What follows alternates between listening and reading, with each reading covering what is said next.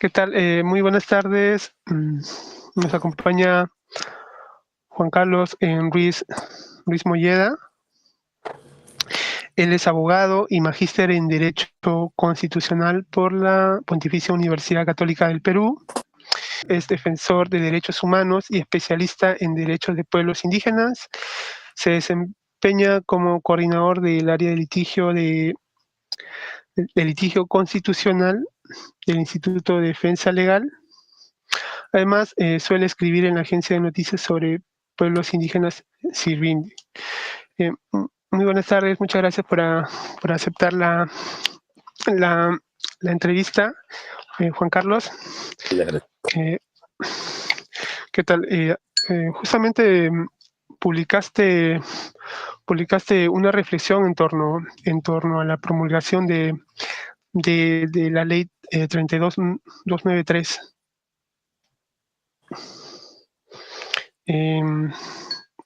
¿Qué es lo que está promoviendo, legalizando dicha ley? A ver, te explico. Primero, buenas noches. Mira, esta norma lo que hace es legalizar el despojo de tierras de comunidades campesinas. Esta norma lo que hace es legaliza que asociaciones de pobladores y centros poblados que han ocupado de manera irregular, que han usurpado tierras de comunidades campesinas, ¿no es cierto? Bueno, lo que hace esta norma es convalida ese acto de usurpación.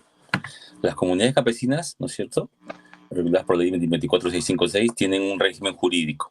Son propietarias de los territorios que han ocupado tradicionalmente. Bueno, lo que viene ocurriendo es un proceso de despojo de tierras. Desde hace un tiempo hay una serie de mecanismos entre los cuales las comunidades pierden territorios. Entonces, lo que hace esta norma dice, bueno, si se creó un centro poblado o se metieron terceros y han ojo, a pesar incluso que estas tierras han sido debidamente inscritas en registros públicos, es decir, hablamos de títulos saneados, ¿ah? A pesar de que estas comunidades han saneado su título de propiedad, lo que dice es que si ahí se metieron terceros, asociación de pobladores, o se creó un centro poblado, todo de espaldas, todo contra la voluntad de la comunidad, bueno, estos usurpadores tendrían un derecho legítimo. Si tú miras un poco más en contexto, tú vas a encontrar diversos mecanismos mediante los cuales hoy día se viene despojando a los pueblos indígenas de sus territorios.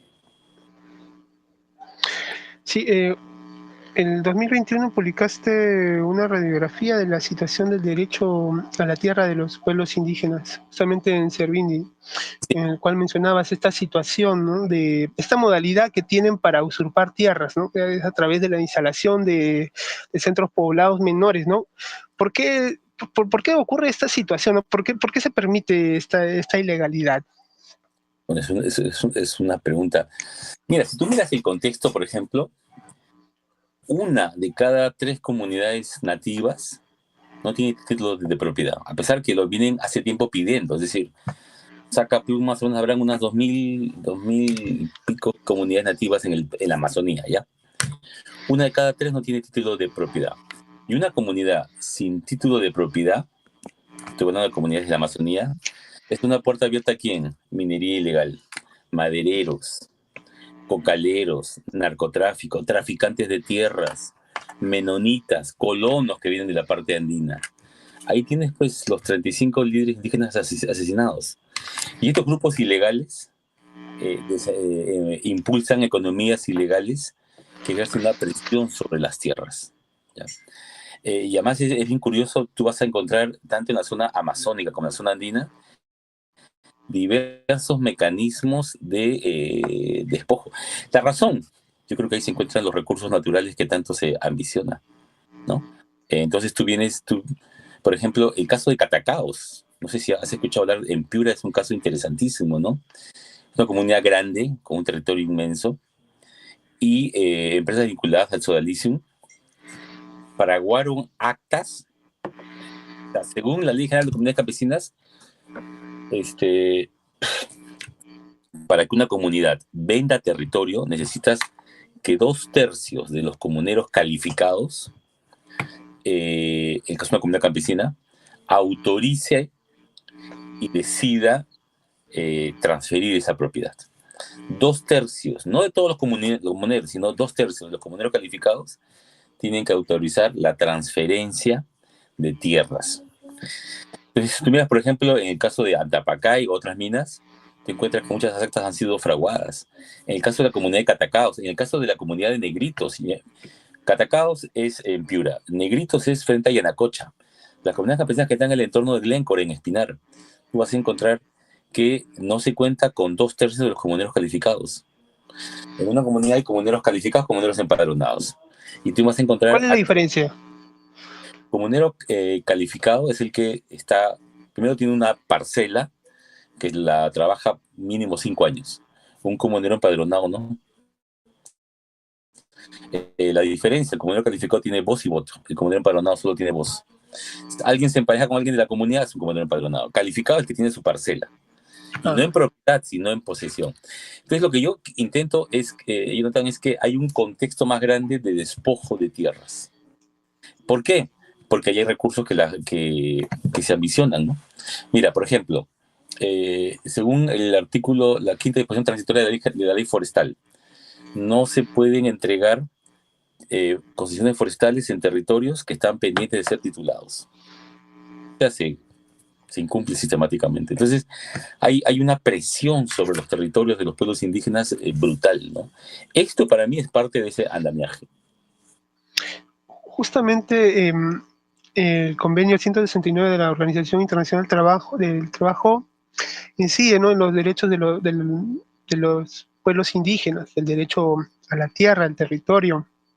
Justamente el artículo 14.1 menciona, ¿no?, que los pueblos indígenas son propietarios de los territorios que han ocupado tradicionalmente. Entonces, la existencia de estos pueblos indígenas y sus descendientes es anterior a la creación del mismo Estado peruano. Entonces, ¿por qué, siendo ese caso, no hay un respeto a quienes descienden de los habitantes anteriores, ¿no? Antes de la fundación de la República misma? Mira, bien que lo digas. El artículo 14 es del Convenio 169, para comenzar, el Convenio 169 de la OIT es un tratado de derechos humanos, tratado internacional de derechos humanos. Al ser un tratado, ojo, tiene rango constitucional, tiene el mismo rango que la Constitución política. Y como toda norma de rango constitucional, toda ley, todo decreto supremo, todo acto administrativo que vaya contra la Constitución, que vaya contra el Convenio 169, tiene un viso de nulidad. Ojo, el 31 último párrafo de la Constitución es muy clara. Es imponible todo acto que restrinja derechos fundamentales. ¿Qué ocurre acá? El régimen jurídico de los pueblos indígenas, de las comunidades campesinas nativas, es diferente. Jonathan, yo vivo en San Miguel, quiero comprarme la casa que está en la esquina. ¿A quién se la compro? Toco la puerta y se la compro a él, ¿no? De repente es el guardián. Me voy a registros públicos y pido, señor, deme la ficha registral de la casa que está en el Jirón Cuauhtémoc 155 San Miguel. Me da la ficha registral y ahí veo quién lo ha comprado. De repente veo que es propiedad de la familia Rodríguez, pero hasta hace 10 años era la familia Durán, ¿no es cierto? De repente veo que en realidad falleció el dueño y son 4 hijos. Tengo que comprárselo a los 4. ¿Desde cuándo soy propietario? Desde que le compro, pago el precio y me entregan la propiedad. Eso no funciona para comunidades nativas ni comunidades campesinas, Jonathan. ¿Cuál es el Ahí las reto? tierras son colectivas. No solamente eso, sino lo que dice el artículo 14, inciso 1 del convenio, regla que ha sido desarrollada ampliamente por la jurisprudencia de la Corte Interamericana, dice que los pueblos indígenas son propietarios de los territorios que han ocupado tradicionalmente. ¿Qué significa eso? Que la simple ocupación tradicional te reconoce propiedad. Entonces, la titulación, voy a decir una palabra que usamos, no es constitutiva, sino declarativa. ¿Qué significa eso? A ellos le titulan no para que recién sean propietarios, sino porque ya son propietarios. En otras palabras, si tú demuestras, Jonathan, que tu comunidad ha ocupado ese territorio, ¿no es cierto?, desde hace mucho tiempo, eres propietario, aún sin título. Jonathan, aún un título, hay una sentencia famosa de la Corte Interamericana, que es el caso Sucuru versus Brasil, a partir del párrafo 117, él se dice, ¿no? La simple ocupación tradicional te da dominio del territorio. Entonces, aún sin título, tú eres propietario de ese territorio. Tú eres propietario de ese territorio. Ojo, entonces, la propiedad no crea el derecho, reconoce algo que preexiste. Pero además, regresando a la norma que tú me planteas, la 32293 lo que hace es llevarse de encuentro y violar el artículo 89 de la Constitución, que es la de la imprescriptibilidad de la propiedad indígena. ¿Qué significa eso? Tú sabes lo que se llama, lo que es la prescripción adquisitiva. Si una persona en Lima, en San Miguel, en Magdalena, por ejemplo, ¿no? Yo me meto a una casa que está vacía, Jonathan, si yo la ocupo por 5 años, de manera pacífica, pública e ininterrumpida, luego de 5 años, yo no sé quién es el dueño, ¿eh? Señor juez, dénmela en propiedad. Le he ocupado por 5 años de manera pacífica, pública e interrumpida. Si yo sé quién es el dueño, he estado mirando, ha salido de viaje, me meto, tengo que ocupar 10 años. Pero si soy de buena fe, no sé quién es el dueño, 5 años. Luego de 5 años, buena fe, o 10 años mala fe, señor juez, entréguemela en propiedad. Entonces, en principio la regla es, no quiere el ordenamiento jurídico que las casas estén vacías, ¿no es cierto? Yo la puedo adquirir por prescripción. Esa regla no opera para comunidades. El 89 de la Constitución es claro, es imprescriptible la propiedad indígena. Es esa regla, Jonathan, la que aquí la ley 32293 se la lleva de encuentro. La incumple de manera manifiesta, grotesca.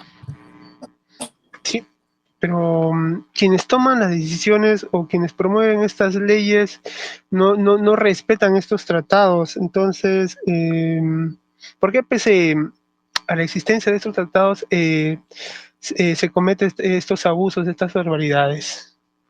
Porque acá hay muchos intereses. Por ejemplo, por ponerte un ejemplo, quienes ambicionan las... Primero hay mucho traficante de tierra. También es cierto que se han formado muchos distritos en torno a esto, pero aquí hay mucho tráfico de tierras en el Perú.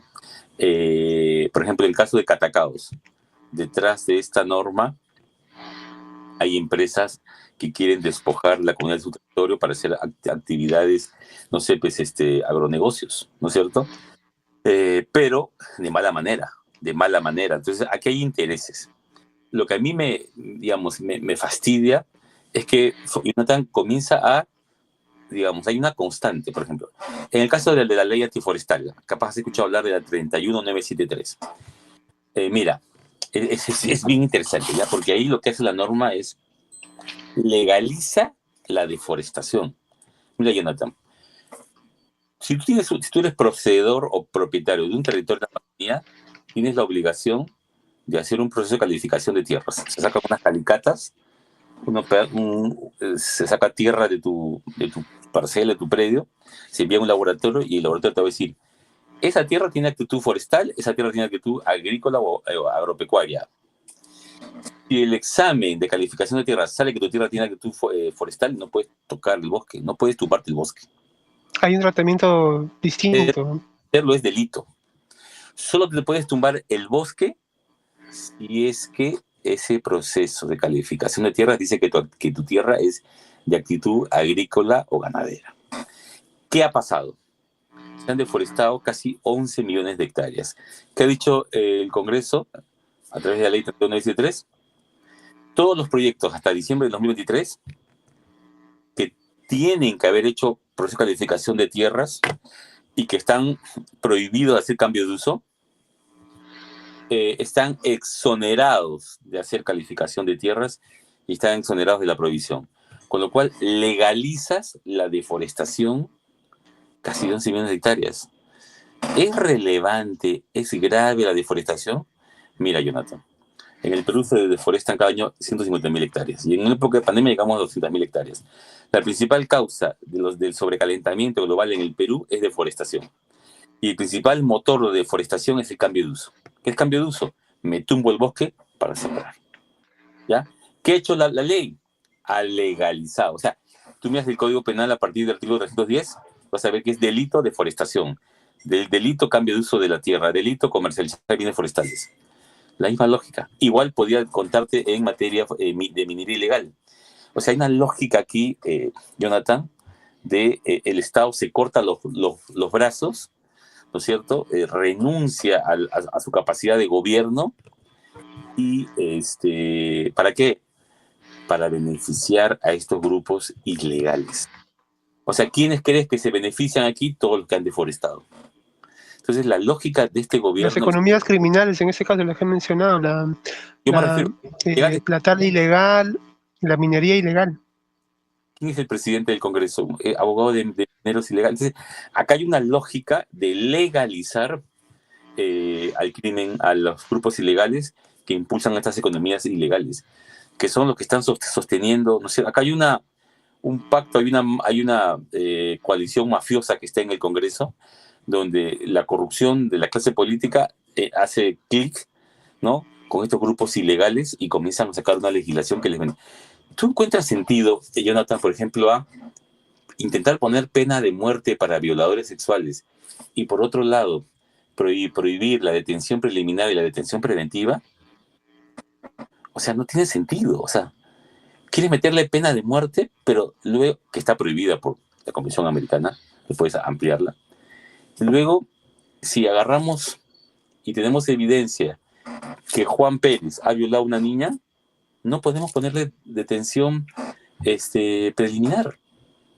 Entonces, en realidad, este Congreso está destrozando el ordenamiento jurídico, está destrozando la institucionalidad del sistema de justicia. Acaban de modificar la ley de extinción de dominio para que los delincuentes, ¿no? Los narcotraficantes, esta gente, se quede con el botín. Entonces tú te das cuenta que hay una lógica, ¿no? En este caso, de despojo de tierras de comunidades. Sí, justamente mencionaste esta diferenciación en el tratamiento de tierras para la agricultura, la ganadería y tierras forestales. Entonces, eso también tiene una consecuencia en cuanto a la titulación o posesión de tierras de las mismas poblaciones indígenas, porque las Pero, poblaciones indígenas, como has mencionado en tu estudio, en tu análisis, solamente tienen posesión en estos espacios territoriales forestales, a diferencia de si las tierras tuvieran fines agrícolas y ganaderos. o sea, fíjate, Jonathan, el Estado está demorando la titulación de las comunidades nativas. Aproximadamente hay cerca de 700, ojo, 700 comunidades nativas pendientes de ser tituladas. ¿Por qué el Estado, y hay un informe de la del pueblo de 2014 que identificó 22 pasos para titular una comunidad nativa? Esa es la otra tramitología. Si tú quieres comprarte, Jonathan, un departamento, haces tu minuta, primer paso, es un contrato, yo, Juan Carlos Ruiz, le vendo a Jonathan, papelito. Luego lo llevas al notario, segundo paso, el notario te entrega un testimonio. Tercero, se eleva a registros públicos. Se acabó, compraste una casa. Bueno, las comunidades necesitan, ¿qué cosa? 22 pasos, desde su personalidad jurídica hasta que le entregan la propiedad. Entonces, digamos, se demora deliberadamente, se retarda la titulación, pero por otro lado se promueve que invasores, que colonos, que centros poblados, que asociación de pobladores invadan esos territorios. Y luego se dice, ¿qué cosa? Esa invasión que has hecho, esa usurpación, ojo, mira el artículo 202, 204 del Código Penal, habla del delito de usurpación, y el 204 dice que es un tipo agravado, cuando invades tierras comunales campesinas. Pues entonces lo que te dice es que esa usurpación es legal. O sea, Jonathan, ¿qué mensaje estás enviando? O sea, ¿cuál es la lógica? O sea, no permites Legal, la titulación legalizar. de las poblaciones indígenas, pero sí permites Para mí la es, usurpación para la explotación. es legalizar el despojo, es legalizar la usurpación. Se ha legalizado la deforestación, ahora se está legalizando el despojo de tierras, antes se ha legalizado la minería ilegal. O sea, es legalizar las actividades ilegales. En este caso, hay mucho tráfico de tierras. Aguantas la titulación, la aguantas, la detienes, y por otro lado, incentivas la invasión de tierra. Y claro, vienen invasiones y luego anda, sácalos. ¿Cómo los sacas? ¿Cómo los sacas? Entonces, yo te puedo contar mil y tengo en la cabeza el caso de Puerto Franco, ¿no? Que han invadido y están deforestando. Entonces, tú dices, o sea, están destruyendo la institucionalidad democrática, o sea, se está gobernando para los grupos ilegales, Jonathan. Para mí me queda clarísimo. Y usted que viene representando los derechos de las comunidades indígenas, ¿ha visto más o menos un antes, un después, hitos durante estos años, cuando ha habido una mayor vulneración, a diferencia, bueno, de gobiernos anteriores? A ver, mira, Jonathan, yo siento que el Estado, estoy pensando en el gobierno, la policía, el Ministerio Público, está replegándose de zonas rurales. Ese espacio vacío está siendo llenado por estos grupos ilegales. Tú te vas a Ucayali, te vas a Pucallpa, sales un poco para, por ejemplo, yendo como para Brasil, y te encuentras con el Comando Vermelho, un cartel. Tú te vas a Iquitos, te vas a Putumayo. ¿Cartel de que de tala, de tía? Droga. O sea, estamos hablando de un cartel brasileño que se dedica al narcotráfico a gran escala. Tú te vas a Iquitos, te vas al Putumayo, tomas el avión al estrecho, ni bien te bajas, te dicen, oye, cuidado que acá está la FARC. Te vas al Cenepa, ¿no es cierto? Te vas un poco al norte, no, aquí está el cartel de Sinaloa, la gente del Chapo. Entonces mira, la vez pasada con los quichos fuimos a hablar en De Vida. Ya, fuimos a hablar en De Vida. Los quichos dicen, oye, estamos invadidos por narcotraficantes. Y la soberanía no, el Estado no hace respetar la soberanía. ¿Qué está sucediendo? ¿Sabes lo que nos dijo el jefe de Vida? Hemos identificado 500 pistas de aterrizaje. ¿Ya? 50 y pico en Ucayali. Dicho, y la FAP, la Fuerza Aérea, esos radares no pueden detectarlos, ¿no? ¿Cómo que no? No, es que vuelan muy bajito. Oye, están comprando armas, una millonada de plata, pero no hay armas, no hay radares. Tienes 500 pistas de aterrizaje en la Amazonía, ¿ya? Y con esos reportes no se puede destruir esas pistas de aterrizaje, no se pueden intervenirlas de alguna manera. Fuerza Aérea no tiene capacidad de interceptar estos vuelos. Lo que tú tienes es entonces un Estado que se repliega de zonas rurales y grupos ilegales que comienzan a, digamos, llenar ese espacio. Por ejemplo, la ley 31.963, la ley antiforestal, suspende la zonificación forestal. ¿Qué es la zonificación forestal? Un instrumento de gobernanza territorial, un instrumento para controlar la deforestación. Lo primero que hace la norma es suspende la zonificación forestal. Entonces, Jonathan, es evidente para quién se está gobernando. Se está gobernando para el crimen organizado, para los grupos ilegales. Grupos ilegales que ya controlan el Congreso, que controlan al gobierno. Yo tengo claro. ¿Y se puede revertir esta situación o cada vez vamos a estar peor?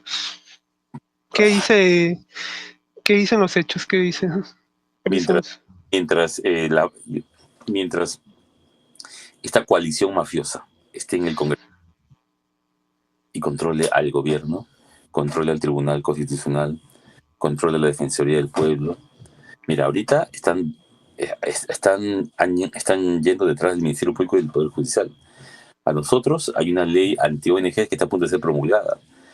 Y yo ya la promulgaron. No, claro, promulgaron. Sí, bueno, cierto, corrección. Ya fue aprobada en el Congreso.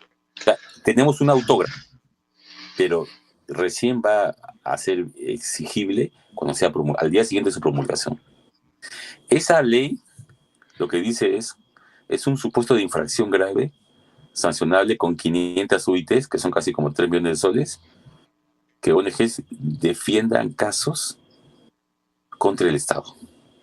Mira, nosotros litigamos un caso contra el programa La Paisana Jacinta, porque este programa es un asco. promueve, lo ganamos, ¿ah? Canal 2 ya no puede difundirlo, ni Jorge Navides puede difundir su circo de la paisana Jacinta, porque promueve la discriminación. No podíamos hacerlo. Nosotros venimos acompañando y litigando casos de afectados por derrames de petróleo.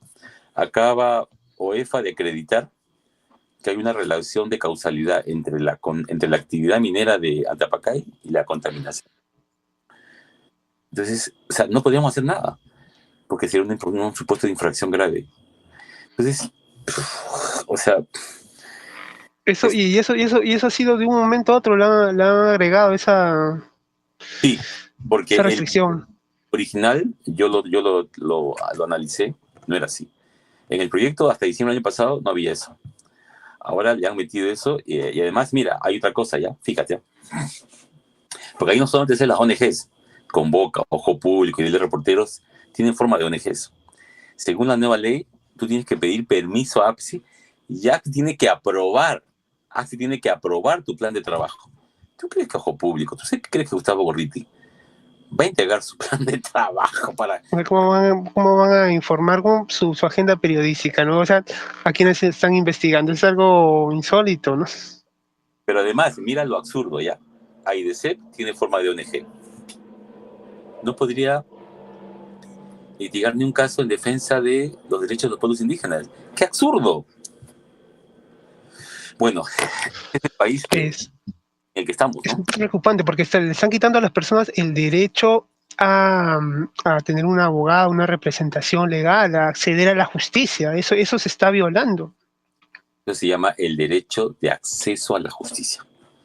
O sea, mira, los más pobres de la población rural tienen serios problemas para acceder a la justicia. ¿Por qué? Hay barreras, primero, geográficas. La capital de provincia donde se litiga está muy lejos. Barreras económicas, litigar es muy caro. Hay barreras idiomáticas. No entiendo. Los caminos de justicia hablan un idioma que no entiendo, vienen de Lima. Hay una serie de barreras, ¿no es cierto? Una de esas barreras es precisamente la barrera. Entonces, las ONGs intentan defender. Yo coordino el área de litigio constitucional en IDE, 150 casos. 150 casos, ¿ya?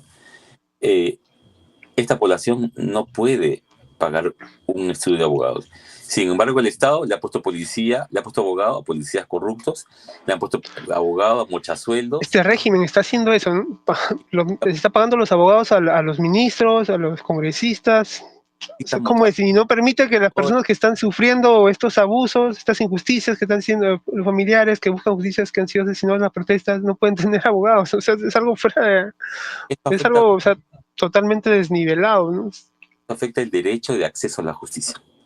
El derecho de acceso a la justicia de la población más pobre, de la población de escasos recursos, que es digamos, sobre todo la población rural. O sea, nosotros no podíamos llevar un caso, yo que me dedico a vender libros, o sea, mira. Y los casos que están representando se dejarían, o sea, van a tener que dejarlos de representar al día siguiente y se quedan sin defensa.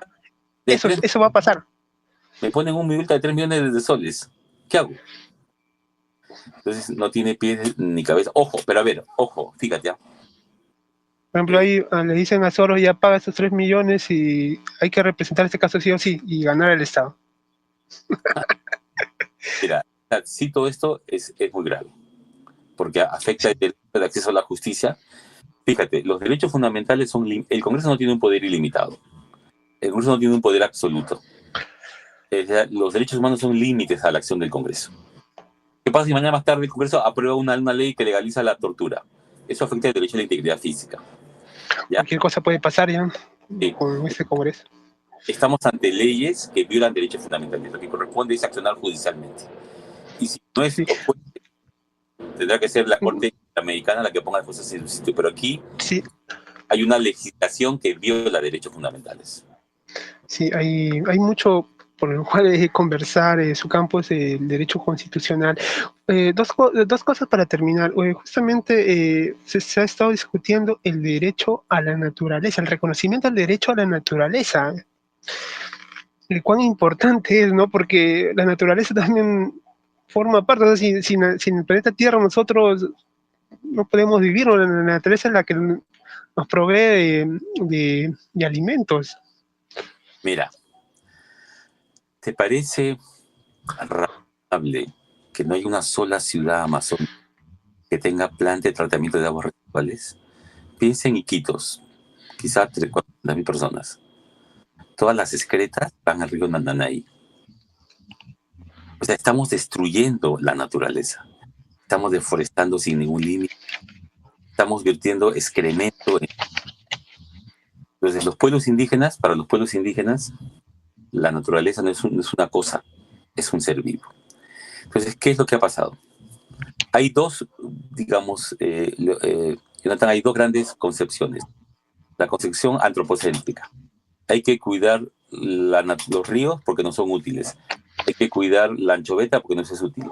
Enfoque antropocéntrico. Este enfoque solo ha originado destrucción del planeta. Y hay un enfoque que se llama ecocéntrico. Hay que proteger los ríos porque independientemente de que no sean útiles, en sí mismos tienen un valor intrínseco porque son vida. Hay que proteger el delfín porque independientemente de que yo me lo coma o no me lo coma, nadie come delfines, tienen un valor intrínseco porque es un ser vivo. Enfoque ecocéntrico. La sentencia lo que intenta es pasar de este enfoque antropocéntrico, ¿no es cierto?, a un enfoque ecocéntrico, es decir, tenemos que respetar más esta casa común que es la tierra, ¿no es cierto? Entonces ha habido el año pasado una sentencia histórica que hemos litigado nosotros en IDL. Fíjate, las mujeres cucamas, los cucamas viven en las orillas del río Marañón, ¿ya? Se alimentan del pescado, toman agua del río, el 80% de las proteínas las sacan de los peces, se bañan en el río 4 o 5 veces al día y viven de la pesca. Sistemáticamente hay derrames de petróleo, petróleo, algunos por sabotaje, pero otros por falta de mantenimiento. Entonces las mujeres cucamas, digamos, con cada derrame pues sienten que es devastado su territorio. Si tú tomas agua del río, te alimentas de los peces, vives de la pesca y te bañas ahí, un derrame te destruye. Entonces las mujeres lo que han hecho es presentar una demanda contra Petroperú para que le dé mantenimiento a ese tubo viejo, ¿ya? Y en ese contexto es que las mujeres decían, los ríos son seres vivos, nos dan vida.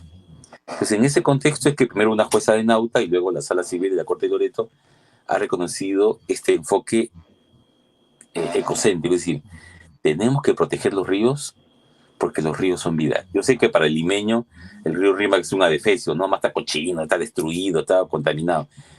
Pero en el Marañón es un río inmenso, tiene casi 500 metros de ancho y es el río que da vida. Mira, los sedimentos que dan de comer a los peces, que es una cadena trófica de peces, los sedimentos fertilizan las orillas donde hacen agricultura las comunidades. Entonces, ríos con derrames de petróleo es destrucción. Entonces, las mujeres lo que han hecho es ponerse a la cabeza de la defensa de los ríos. Oye, el lago Titicaca es un asco. La minería ilegal vierte residuos. Seda Juliaca vierte aguas residuales en el lago. Ya no hay peces en la parte peruana. En la parte boliviana no, ahí lo cuida. En la parte Entonces, peruana... hay que tener la esperanza de que se discuta estos temas, se preserve más la naturaleza, porque nosotros hay una relación de convivencia, ¿no? Digamos, de simbiosis. Otra cosa más que quería preguntarle para terminar es, el congresista Cabero ha mandado una carta al INEI para pedirle que no pregunte o que elimine las opciones que identifican a los pueblos indígenas en los censos que va a ocurrir en 2025, lo cual es absurdo. Mira, sin sujetos indígenas no hay derechos indígenas. Sin sujetos indígenas no hay derechos indígenas. Aquí lo que quieren hacer es que la gente renuncie a su identidad. A mí me parece espantoso. Eso se parece mucho a lo que ocurrió en Australia y en Canadá, ¿no?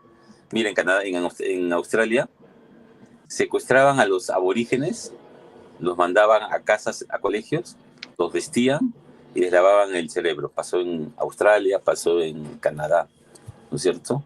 Aquí se está negando la identidad de estos pueblos. El artículo 219 de la Constitución es muy claro.